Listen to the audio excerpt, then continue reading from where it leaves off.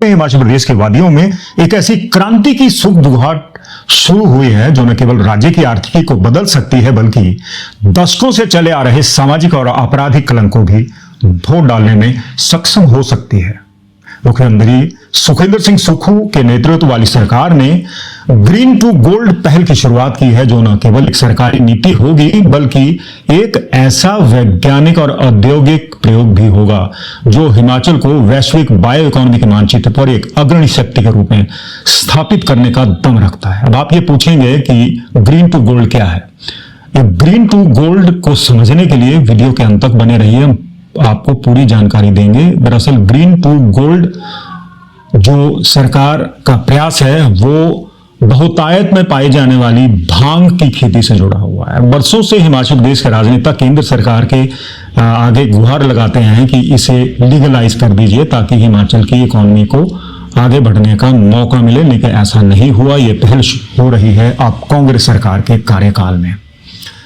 अब इस पहल का सबसे महत्वपूर्ण क्रांतिकारी हिस्सा है औद्योगिक और औषधीय उपयोग में की जाने वाली भांग की खेती। इसे सरकार का लाइसेंस मिलेगा। क्या भांग की खेती को किस तरह से सरकार नियंत्रित करेगी, इसका दुरुपयोग कैसे रुकेगा और किस तरह से इसे अब नशे के अलावा औद्योगिक उत्पाद बनाने के लिए किया जाएगा, इसके लिए आइए आगे देखते हैं वीडियो का ये हिस्सा। दोस्तों, ग्रीन टू गोल्ड कड़ी में अगर हम अतीत पर नजर डालें तो दशकों से हिमाचल प्रदेश की कुल्लू, मंडी, चंबा जैसी घाटियों में और या प्रदेश के दूसरे हिस्सों में भी जंगली रूप में उगने वाली भांग को केवल नशे, अवैध व्यापार और नशा माफिया के चश्मे की तरह देखा जाता रहा है। यहाँ यानी कि कुल्लू की मौलाना करीम अपनी उच्च गुणवत्ता के कारण पूरी दुनिया में एक तरफ से मशहूर है लेकिन बदनाम भी। लेकिन इस ख्याति ने हिमाचल के माथे पर चरस तस्करी और ड्रग के काले कारोबार का एक गहरा दाग भी लगा दिया था। अंतर्राष्ट्रीय स्तर पर हिमाचल की छवि को अक्सर नशा तस्करी के लिए सुरक्षित गलियारे के रूप में देखा जाता रहा है, लेकिन अब सरकार ने इसे प्राकृतिक संपदा को एक अभिशाप के बजाय एक बहुमूल्य औद्योगिक संसाधन के रूप में पहचाना है। मुख्यमंत्री ने स्पष्ट शब्दों में कहा है कि यह कदम नशे को नहीं बल्कि विज्ञान और उद्योग को बढ़ावा देने के लिए है ताकि राज्य की इस अनमोल विरासत का लाभ नशा माफिया के बजाय सीधे गरीब किसानों और राज्य के खजाने को मिल सके। बात जब विज्ञान की आती है तो भांग के पौधे को यदि नशे और डोप की दुनिया से अलग हटकर देखा जाए तो यह एक सुपर प्लांट साबित हो सकता है। औद्योगिक भांग और नशीली भांग के बीच का सबसे बड़ा अंतर इसमें मौजूद THC की मात्रा है। हिमाचल सरकार ने यह कड़ा मानक तय किया है कि औद्योगिक उपयोग के लिए उगाई जाने वाली भांग में THC की मात्रा सिर्फ 0.3% तक रखी जाएगी। इस वैज्ञानिक मानक का पालन करने के लिए पौधा पूरी तरह से नशा रहित हो जाएगा, यानी कि इसका इस्तेमाल नशे के लिए नहीं किया जा सकेगा, जिससे इसके दुरुपयोग की संभावना शून्य हो जाएगी।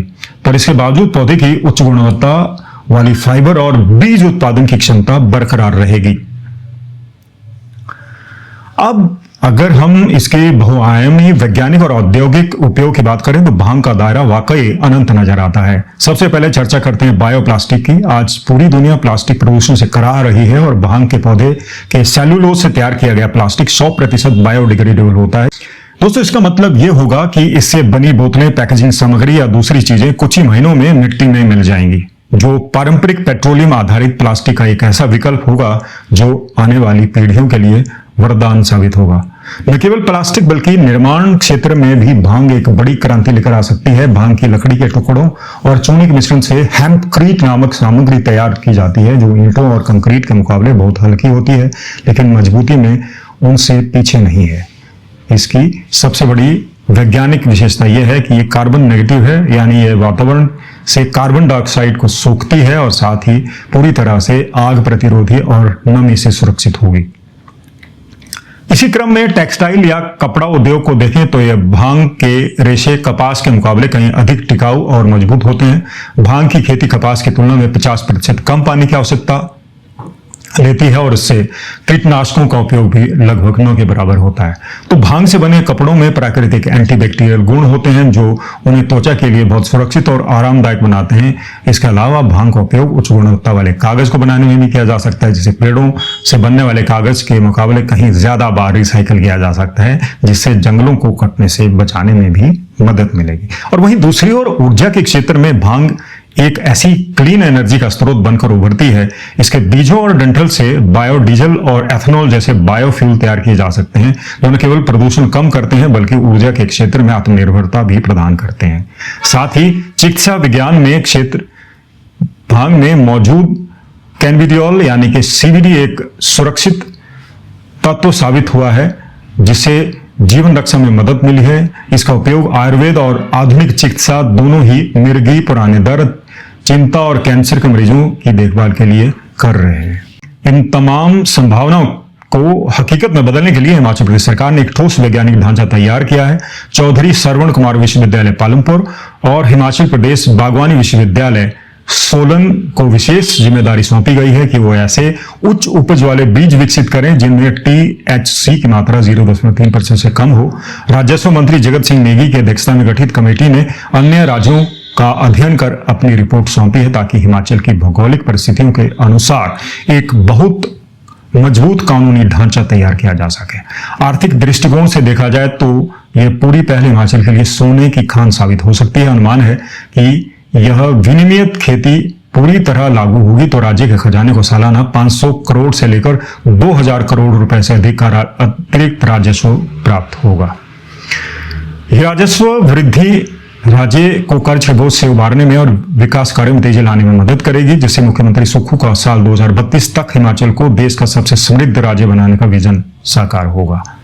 इसका एक बड़ा सामाजिक पहलू यह भी है कि भांग की औद्योगिक खेती से कपड़ा उद्योग, दवा निर्माण, पैकेजिंग से जुड़े सैकड़ों नए स्टार्टअप शुरू होंगे, जिससे स्थानीय स्तर पर रोजगार मिलेगा और युवाओं का पलायन रुकेगा। विशेषकर हिमाचल का किसान समुदाय इस पहल का सबसे बड़ा लाभार्थी होगा, क्योंकि भांग एक ऐसी फसल है जो बहुत कम संसाधनों में तैयार होती है और जंगली जानवरों जैसे बंदरों, आवारा पशुओं से पूरी तरह से सुरक्षित है, जो वर्तमान में हमारे किसानों के लिए एक बड़ी सिरदर्द बने हुए हैं।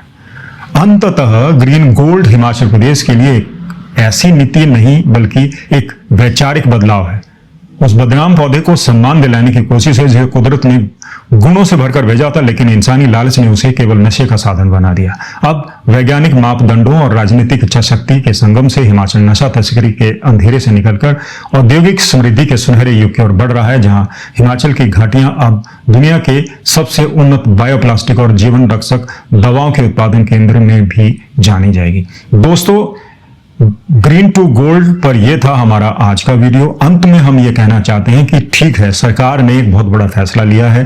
अब भांग का जो उत्पादन है वो न केवल सरकार का खजाना भरेगा बल्कि किसानों के लिए भी समृद्धि लेकर आएगा और इससे कई तरह के उत्पाद बनेंगे। लेकिन अब इस उत्पादन का दुरुपयोग रोकने पर भी सरकार को अंकुश लगाना होगा। इस बात की क्या गारंटी रहेगी कि लाइसेंस्ड खेती की आड़ में दूसरी भांग भी उगाई जाने लगे? भांग के रॉ मटेरियल की आड़ में जो चरस है उसकी तस्करी और ज्यादा होने लगे, और ये जो लाइसेंस है उसका दुरुपयोग किस तरह से रोका जाएगा, सरकार को इसके लिए भी कड़ा कानून बनाना होगा और जिन लोगों को लाइसेंस दिया जाएगा उन पर भी नजर रखनी होगी।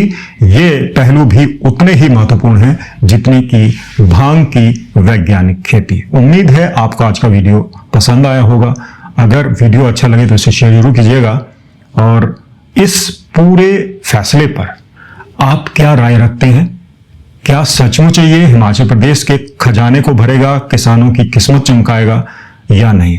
अपने विचार कमेंट बॉक्स में जरूर बताइएगा। नमस्कार।